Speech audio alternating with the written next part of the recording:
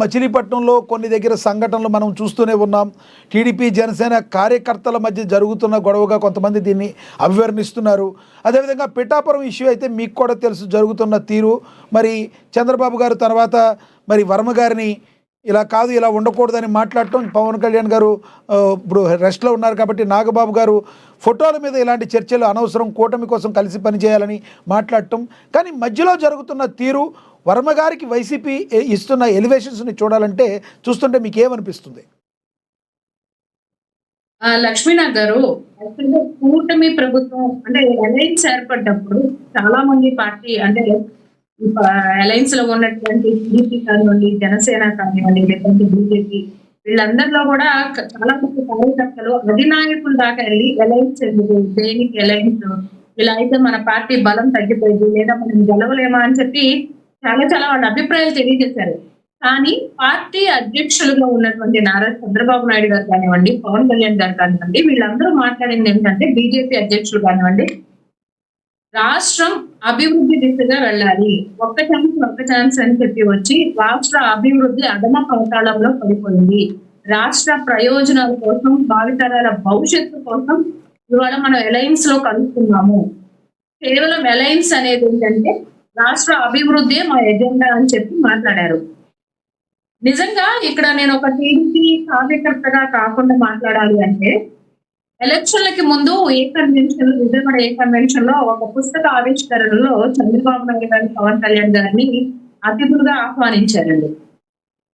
So అక్కడ జరిగిన సంఘటన అంటే ఆ సిచ్యువేషన్ చూస్తే నాకేమనిపిస్తుందంటే, పవన్ కళ్యాణ్ గారు తీసుకున్నటువంటి స్టాండ్ చూసి చంద్రబాబు నాయుడు గారి పట్ల ఆయన ఒక పెద్ద కొడుకుగా బాధ్యత తీసుకున్నారేమో అని చాలా ముచ్చటేసింది. నాకు చాలా ఆనందం అనిపించింది.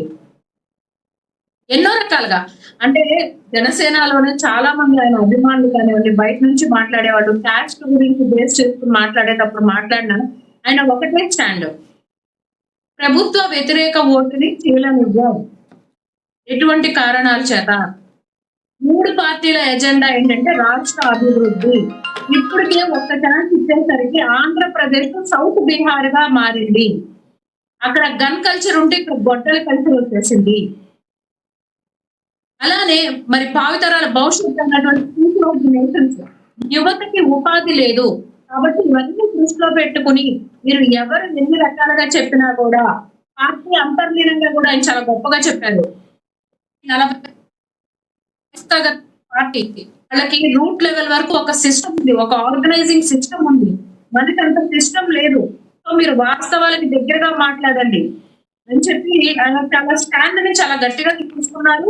అదే విధంగా కార్యకర్తలందరికీ కూడా ఆ మెసేజ్ ఆయన తెలియజేశారు. ఎన్నోసార్లు ఎన్నో ప్లాట్ఫామ్స్ తెలియజేసిన సందర్భాలు మనం అన్ని చూసాము. లక్ష్మీనాథ్ గారు, చెప్పండి. కంటిన్యూ చేయండి ప్లీజ్. వాయిస్ క్లారిటీ ఉందండి? క్లారిటీగా ఉంది, మీరు మాట్లాడండి, కంటిన్యూ చేయండి.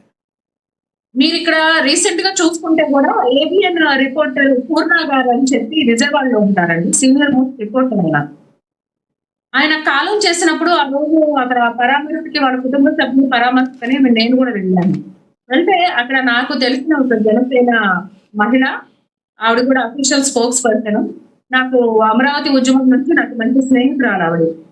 మా ఇద్దరి మధ్యలో జరిగిన కాన్వర్సేషన్ లో కూడా ఆవిడ మాట్లాడారు, అసలు ఆ అలయన్స్ గురించి పవన్ కళ్యాణ్ గారు చాలా స్టాండ్ తీసుకున్నారండి. ఇప్పటికి కూడా ఆ అలయన్స్ గురించి ఎవరైనా ఒక చిన్నపాటి విమర్శ చేసే ఉద్దేశంతో ఉన్నా అది మాట్లాడద్దు, అది తప్ప ఇంకేమన్నా మాట్లాడండి అని అంటారు. ఆయన అంత క్లియర్ క్రిస్టల్ గా ఉన్నారు అని చెప్పి. అంటే ఇక్కడ 3 పార్టీ అధినాయకులు కావాల్సింది రాష్ట్రం అభివృద్ధి, ప్రజల్ని మనకి ఇచ్చిన అధికారాన్ని గౌరవించి బాధ్యతగా దానికి ముందుకు తీసుకెళ్లాలని. టీడీపీ సభల్లో కూడా చూసుకుంటే, తెలుగుదేశం పార్టీ సభల్లో చూసుకున్నా, లేదా ప్రభుత్వం తరఫున కండక్ట్ చేసే ఏ మీటింగ్స్ చూసినా లోకేష్ గారు, పవన్ అన్న మీరు ముందుకు రండి. ఇక్కడ ప్రాబ్లము వినీల్ గారు ఒక మాట, ఇక్కడ చంద్రబాబు నాయుడు గారితోనో, నారా లోకేష్ గారు, పవన్ కళ్యాణ్ గారు ఇక్కడ ప్రాబ్లం కాదు. యాక్చువల్గా ఇక్కడ జరుగుతున్న తీరు అసలు టీడీపీ అధినాయకత్వం కానీ జనసేన అధినాయకత్వం కానీ ఎటువంటి ప్రాబ్లం లేదు.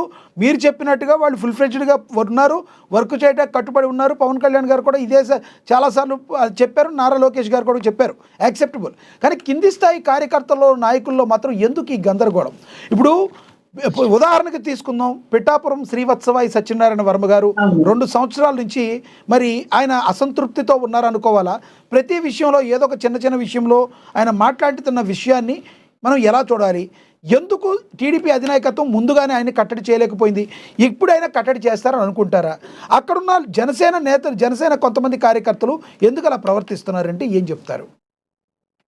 ఇక్కడ వర్మ గారు ఆ రోజున లక్ష్మీనాథ్ గారు ఆ రోజున వర్మ గారికి పవన్ కళ్యాణ్ గారు చాలా క్లియర్ గా చెప్పారు, అన్న నేను ఇక్కడ అభ్యర్థిని అయినా కూడా ఇక్కడ ఉన్నటువంటి విషయాలన్నీ చూసుకోవాల్సింది మీరే.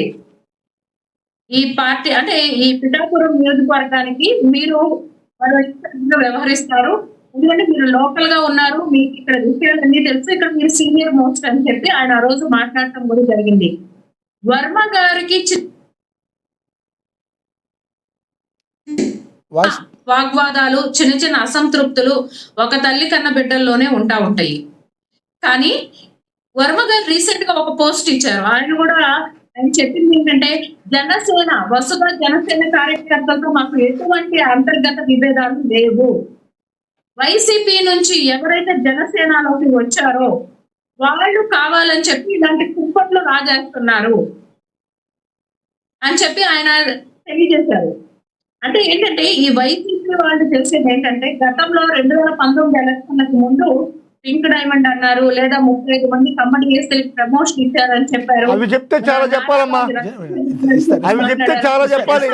మీరు ఆ టాపిక్ వెళ్ళారంటే చాలా చెప్పాలి. ఆ టాపిక్ నువ్వు చెప్పాలంటే లక్ష్మీనాథ్ గారు ఒక్క నిమిషం.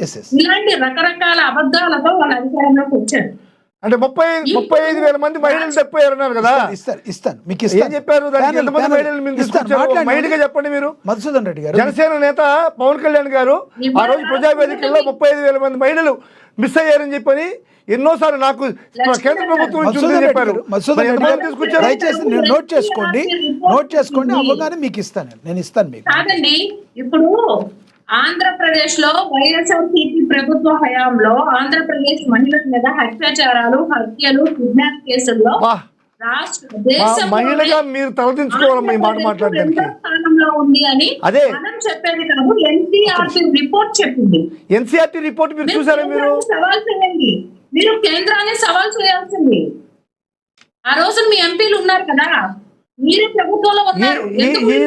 ఈ రోజు ఎంతమంది మైనర్ బాలికల మీద, ఎంతమంది మహిళల మీద దౌర్జన్యాలు, దాష్టికాలు జరుగుతున్నాయో మీరు ఒకసారి ఒక మహిళగా ఆలోచించండి. టీడీపీ ప్రభుత్వంలో ఎంతమంది మైనర్ బాలికలు హత్యకు గురి కాబడి, వివక్షకు గురి కాబడి, గంగాదేవి కడుపులో రోడ్లు దీంట్లో చెప్పండి జరిగింది నేను కాదనట్లా. కానీ ఇప్పుడు ప్రభుత్వం తీసుకుంటున్న వాటి చర్యలకి భయపడి చెరువుల శవంగా చదువుతున్నారు. భయపడి నేను ఒకటే అడుగుతున్నానండి మిమ్మల్ని, నేను ఒకటే అడుగుతున్నా వినీలా గారు, ఒక్క నిమిషం. మధుసూదన్ రెడ్డి గారు, ఆయన పేరు మధుసూదన్ రెడ్డి గారు, ఆయన మధుసూదన్ గారు ఒక్క నిమిషం. లక్ష్మీనాథ్ గారు, ఇక్కడ విషయం ఏంటంటే గత ప్రభుత్వంలో ఉన్నప్పుడు నేను వేరే చెప్పట్లా, నేను ప్రత్యక్షంగా ఉన్నది నేను చెప్తున్నాను.